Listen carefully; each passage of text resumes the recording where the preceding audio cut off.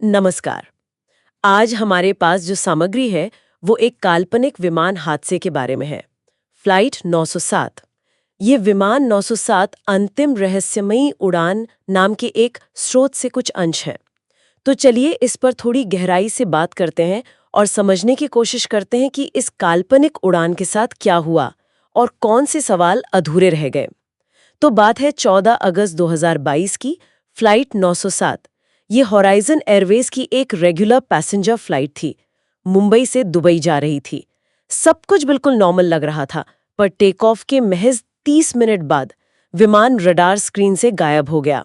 कोई emergency signal नहीं, कोई डिस्ट्रेस कॉल नहीं, बस एकदम खामोशी। हाँ, और यही खामोशी अपने आप में बहुत असामान्य है। मतलब विमानों का इस तरह अचानक बिना किसी संकेत के गायब हो जाना, ये बहुत कम होता है। स्रोत भी यही बताता है कि कोई संकट कॉल ना होना, ये शायद इस तरफ इशारा करता है कि जो भी हुआ वो बहुत अचानक और शायद बहुत ही विनाशकारी था। पायलटों को संभलने का या बताने का मौका ही नहीं मिला शायद। तो स्रोत में और क्या डिटेल्स हैं? जैसे ये बताया गया है कि शाम 6:32 पर विमान ने उड़ान भरी थी। इसमें 151 यात्री थे और 13 क्रू मेंबर्स, मतलब कुल 164 लोग। स्रोत में कुछ यात्रियों का जिक्र भी है, जैसे पुणे का एक नया शादीशुदा जोड़ा था, कोई बिजनेसमैन था और एक 10 साल की बच्ची भी थी अपने दादा दादी के साथ। और आखिरी बार संपर्क वो हुआ शाम 7:04 पर। तब विमान 33,000 फीट की ऊंचाई पर चढ़ रहा था और कंट्रोल को बताया गया कि सब सिस्टम नॉर्मल है। लेकिन उसके फौरन बाद कनेक्शन टूट गया।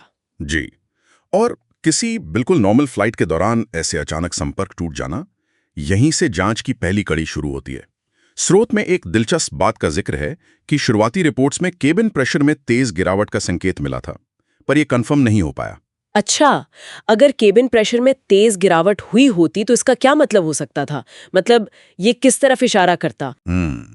ये बहुत गंभीर बात हो सकती थी, जैसे कोई अंदरूनी धमाका या फिर विमान के ढांचे में कोई बड़ी खराबी, जिसे हम स्ट्रक्चरल फेलियर कहते हैं। इस तरह की तेज गिरावट अक्सर विस्फोटक डीकम्प्रेशन का नतीजा होती है। लेकिन जैसा मैंने कहा, स्रोत के मुताबिक ये पक्की जानकारी नहीं है, कंफर्म नहीं हुई, और यहीं से मामला और उलझ जाता है। ठीक है, तो संपर्क टूटा, विमान रडार से गायब हो गया, फिर क्या हुआ? स्रोत बताता है कि बहुत बड़े पैमाने पर खोजबीन शुरू हुई। सर्च ऑपरेशन चला और करीब 48 घंटों की लगातार तलाशी के बाद गुजरात तट से लगभग 180 किलोमीटर दूर अरब सागर में विमान का कुछ मलबा तैरता हुआ मिला। हाँ, मलबा मिलना एक अहम खोज थी, पर जो नहीं मिला वो शायद ज्यादा जरूरी साबित हुआ।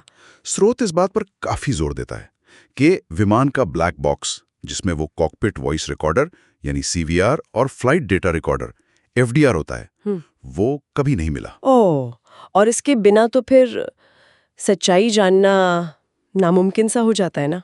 हाँ, बिल्कुल। ब्लैक बॉक्स ही असल में वो कहानी बताता है कि आखिरी पलों में क्या हुआ था, पायलट क्या बात कर रहे थे, विमान के सिस्टम कैसे काम कर रहे थे, उसकी स्पीड, ऊंचाई, दिशा, सब कुछ। इसके बिना जांच करने वाले बस अंधेरे में तीर चलाते रह जाते हैं। ये काल्पनिक घटना ये दिखाती है कि कैसे एक गायब ब्लैक बॉक्स किसी जांच को सालों तक अटका सकता है। हमने असल दुनिया में भी ऐसे अनसुलझे मामले देखे हैं। और सबसे बड़ी बात, इसके बिना भविष्य के लिए सुरक्षा के लिहाज से सबक सीखना भी बहुत मुश्किल हो जाता है। तो फिर जांच किस तरफ गई? स्रोत कुछ थ्योरीज के बारे में बताता है? हाँ, कुछ संभावित कारणों का जिक्र है, जैसे कोई बड़ी टेक्निकल खराबी हो सकती है, या शायद अपहरण की कोशिश हुई हो, या फिर जैसा हमने कहा, विमान के ढांचे में ही कोई गंभीर दिक्कत आ गई हो। लेकिन जैसा भी बात हुई, ब्लैक बॉक्स के बिना ये सब सिर्फ अंदाजे हैं, अटकलें हैं। मतलब हर थ्योरी के लिए कुछ पॉइंट्स हो सकते हैं, पर कोई ठोस सबूत नहीं है। स्रोत साफ कहता है कि एफडीआर और सीवीआर के बिना इन संभावनाओं को सही या गलत साबित करना लगभग नामुमकिन है। और इस सब में वो मानवीय पहलू भी है। स्रोत में एक भाई का जिक्र है जिसकी बहन उस फ्लाइट में थी।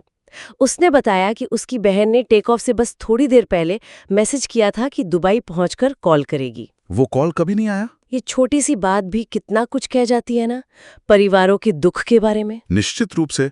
हर ऐसे हादसे के पीछे ऐसी कितनी ही कहानियां होती हैं, अधूरे इंतजार होते हैं। यह हमें याद दिलाता है कि ये सिर्फ नंबर नहीं है, ये इंसानी जिंदगियां थीं। तो कुल मिलाकर ये स्रोत हमें फ्लाइट 907 के एक अनसुलझे रहस्य के साथ छोड़ देता है। विमान का यूं अचानक गायब हो जाना, ब्लैक बॉक्स का ना मिलना, ये सब मिलकर एक ऐसी पहेली बनाते हैं जिसका जवाब शायद कभी ना मिल पाए। बिल्कुल। और ये काल्पनिक मामला एक बार फिर ये दिखाता है कि विमानन सुरक्षा में फ्लाइट रिकॉर्डर्स कितने ज्यादा महत्वपूर्ण हैं। जब ये जरूरी उपकरण नहीं मिलते, जैसा इस काल्पनिक केस में बताया गया है, तो सच्चाई भी अक्सर उन्हीं के साथ खो जाती है। हादसा और रहस्यमय बन जाता है और भविष्य के लिए सबक लेना मुश्किल। यहाँ एक सोचने वाली बात रह जाती है, जैसे स्रोत ने आखिर में छुआ है, कि भले ही फ्लाइट 907 का सीधा सबूत न हो, क्या ऐसा हो सकता है कि मिलती-जुलती परिस्थितियों वाली दूसरी दुर्घटनाओं के पैटर्न को देखकर कुछ अंदाजा लगाया जा सके? क्या अलग-अलग मामलों को एक साथ रखकर देखने से कोई ऐसी कड़ी मिल सकती है जो इस तरह की रहस्यमयी घटनाओं पर थोड़ी रोशनी डाल सके? ये सोचने का एक अलग नजरिया जरूर है।